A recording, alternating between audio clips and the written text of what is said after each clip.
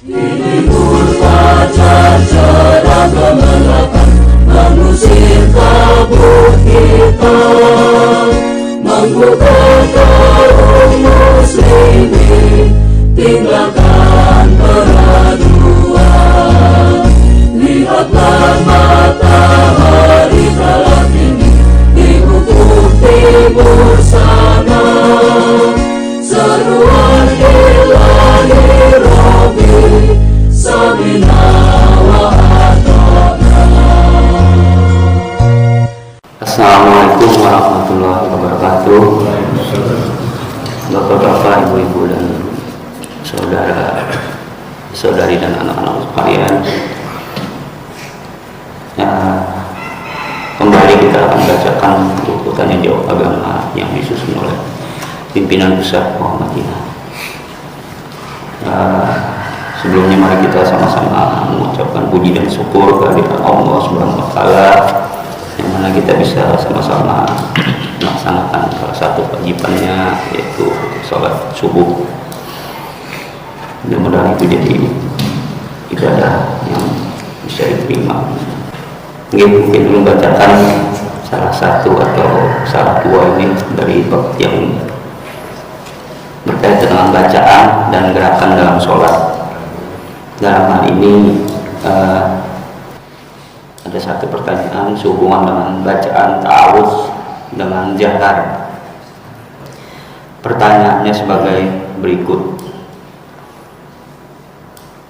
dalam membaca ta'awudz sebelum membaca surah Al-Fatihah dalam sholat jahar, apakah dengan jahar pula? Hal ini saya tanyakan karena pernah saya menjumpai imam yang membaca ta'awudz dengan jahar. Mohon penjelasan. Dari Rafi'i, Jember, Jawa Timur. Ta'awudz itu A'udzubillahi minasyaitonirrajim. Jawabannya sebagai berikut: membaca ta'awudz dalam sholat sebelum membaca surah Al-Fatihah memang ada dasarnya, baik dari Al-Quran maupun As-Sunnah. Dalam Al-Quran surah An-Nahl ayat 98 yang berbunyi Wa idza qara'tal Qur'ana fasta'id billahi minasyaitonir rajim, yang artinya apabila kamu membaca Al-Quran, hendaknya kamu meminta perlindungan kepada Allah dari setan yang terkutuk. Terus dasar As-Sunnah ialah riwayat Abu Sa'id Al-Khudri membaca bacaan ta'awudz itu, yakni a'udzubillahi minas syaitonir rajim. Penggunaan dasar itu disebutkan dalam himpunan putusan tarjih, yang selanjutnya disebut pula hal itu dinukilkan dari kitab Al-Ma'az. Menurut Ibnu Munzir, diriwayatkan dari Nabi bahwa sebelum membaca Al-Quran membaca a'udzubillahi minasyaitonir rajim. Keterangan ini dinukilkan dari kitab Nailul Awtar juz 2. B. Menurut penelitian Albani, berdasarkan riwayat Abu Daud, Ibnu Majah, Ad-Darqutni, Al-Hakim, ia mensahihkan. Demikian pula Ibnu Hibban dan Az-Zahabi. Nabi berta'awudz a'udzubillahi minasyaitonir rajim hamdihi wa nafihi wa nasihi. Artinya, saya memohon perlindungan kepada Allah dari setan yang terkutuk, dari dorongan, tipuan dan hembusannya. Dari dasar-dasar yang disebutkan di muka tidak ada keterangan bahwa Nabi membaca ta'awudz itu dengan keras, baik dalam sholat jahar maupun sir. Maka dapat diambil pengertian bahwa bacaan itu tidak keras, tetapi itu dapat diketahui orang lain. Itu sampai di situ penjelasannya sehubungan dengan ta'awudz. Terus ada satu lagi nih yang bisa ulun bacakan mungkin, yaitu bacaan Fatihah, kunut dan sholat.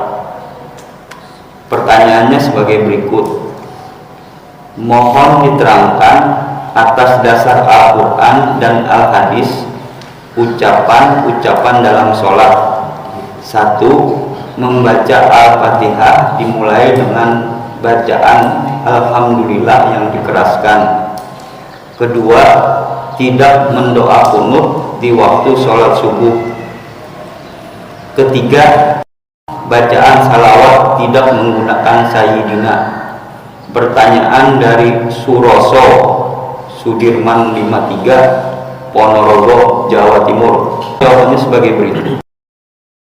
Menurut keputusan Muktamar Tarjih yang kemudian dibukukan dalam himpunan keputusan tarjih, bacaan yang dibaca sesudah iftitah sebelum baca surat membaca ta'awudz, kemudian membaca basmalah, lalu membaca Al-Fatihah. Adapun alasan membaca basmalah antara lain hadis, berdasarkan hadis dari Mujmirin, katanya, saya melakukan sholat di belakang Abu Hurairah radhiyallahu anhu, maka ia membaca Bismillahirrahmanirrahim,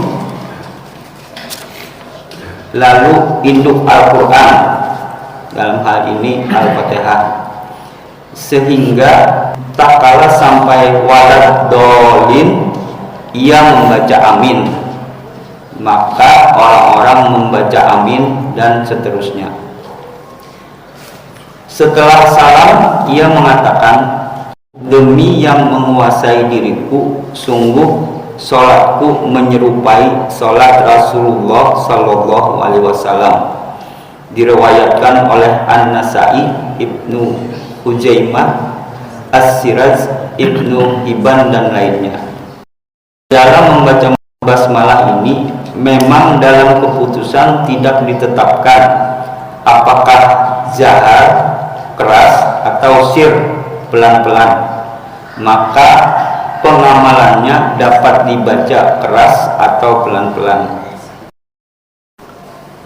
Adapun sehubungan dengan kunut, membaca doa kunut di waktu berdiri iktidal rakaat kedua sholat subuh menurut pentarjihan kurang kuat dalilnya, oleh karena itu tidak diamalkan. Terus selanjutnya bacaan salawat dalam sholat yang diajarkan oleh Nabi tidak memakai Sayyidina, sebagaimana disebutkan dalam riwayat Ahmad dan Muslim dari Abu Mas'ud sebagai berikut.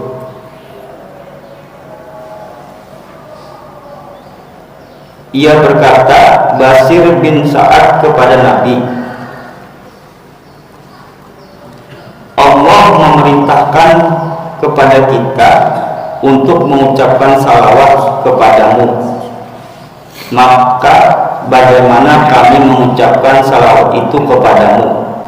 Bersabda Nabi, Allahumma salli ala Muhammad wa ala ali Muhammad, dan seterusnya.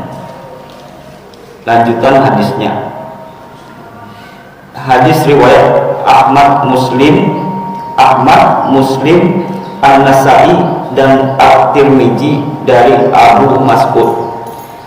Banyak riwayat lain yang menerangkan salawat Nabi tidak menggunakan Sayyidina, seperti riwayat Bukhari dan Muslim, Humaydi riwayat Ahmad dan An-Nasai, dan Abu Ya'la riwayat Tahawi dan Abu Sa'id bin Al-Arabi. Nah, sampai di situ penjelasan dari buku ini, yaitu sehubungan dengan bacaan ta'awudz, bacaan Al-Fatihah, qunut dan salawat. Mudah-mudahan dapat menambah pengetahuan kita sehubungan dengan ibadah-ibadah kita. Demikian dapat ulun sampaikan. Terima kasih atas perhatiannya. Mohon maaf atas segala kesalahan dan khilafnya. Mari kita sama-sama tutup dengan membaca kafaratul majelis. Subhanallah wa bihamdika asyhadu an la ilaha illa anta astaghfiruka wa atubu ilaik. Assalamualaikum warahmatullahi wabarakatuh.